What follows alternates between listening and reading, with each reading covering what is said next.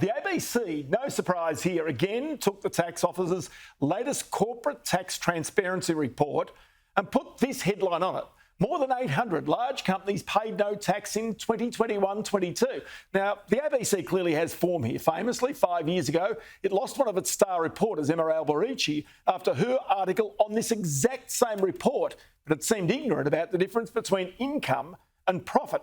Well, in today's report, if you look into the detail, you'll realise the tax office has done a stellar job in ensuring that large companies and multinationals pay the right amount of tax. Now, there's still fights that go on, there's no doubt, but the tax paid in 21-22 was $83 billion. That was up $15 billion on the previous year. The reason companies pay no tax, well, that can vary. It may be they're in start-up phase, or they have big write-offs from building or construction. They might have lost money or previously lost money, just like Qantas has. So let's bring in here the Tax Office's Deputy Commissioner, Rebecca Saint, who's with me now. Rebecca, many thanks for your time. I mean, the one thing I would imagine is if you are one of the 800 companies that doesn't pay tax, the Tax Office is going to have a very special look at you, isn't it?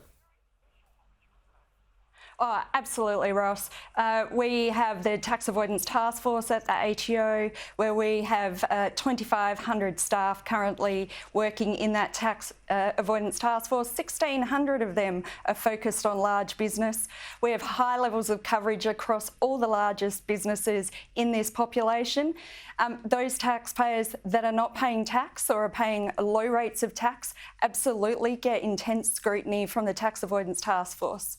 All right, and the other thing also is that since this began back in 2016, there's been a lot of work done to ensure that the gap between what you expect to be paid and what you are paid, that it's narrowed, and it's actually narrowed pretty significantly.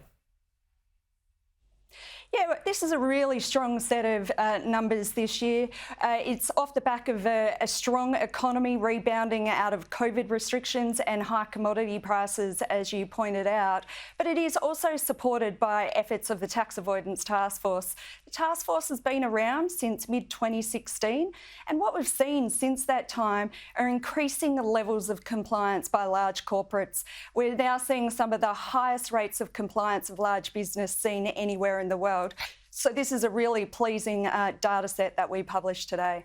And the reality is that the Tax Office continues to press. In other words, tax law evolves over time, and this means that you go to court with taxpayers, big taxpayers in particular, and set new precedents for the law in terms of how much tax these taxpayers have to pay. Absolutely. Tax law is complex and sometimes these disputes will end up in court. That's a good thing for the system. It gives us clarity about how the rules work and operate. We've been able to leverage some really good wins from the court process in recent years, most notably the ATO's success in the Chevron case, where we've been able to leverage those principles from that case to remove about $40 billion of excessive interest deductions from past or future years from the tax system. Most of that gain's coming out of the oil and gas sector, and you can even start to see some of those oil and gas companies in the report starting to pay tax. They're now in the 2023 financial year, they've now moved to be paying billions of dollars in tax. In fact, the 2023 numbers, when they get published next year, will show that the oil and gas companies have paid in excess of $11 billion of tax for the 23 year. So as the law evolves, as you talk about, it also comes back to government to make certain its legislation keeps up with the practices and the behaviours of many of these very large taxpayers or potential taxpayers. Yeah, look, our efforts are obviously constrained by the law in any given time. So if the government adopts law reform, we'll look at how businesses are implementing and adopting those rules. Australia has been very fortunate that we've seen the Australian government over different periods adopting some of the global initiative around base erosion and profit shifting. Some of those rules, like the multinational anti-avoidance law or the diverted profits tax, they've really bolstered our ability to hold big business to account and make sure that we continue to have some of the highest compliance levels in the world. So something that surprised me out of this report today was actually something not about the amount of tax paid. It was actually the number of people you have got working in this.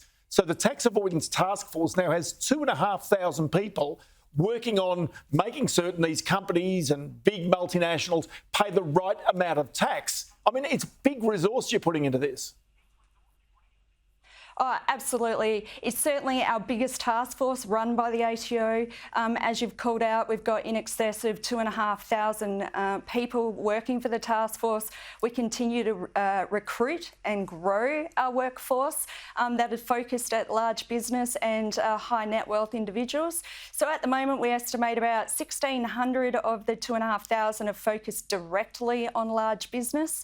And we expect that to continue to grow closer to 2,000 in another 12 to 18 months. It's incredible. Really is a great story. I've got to say, Rebecca Saint, good to chat to you on this today. Many thanks for your time.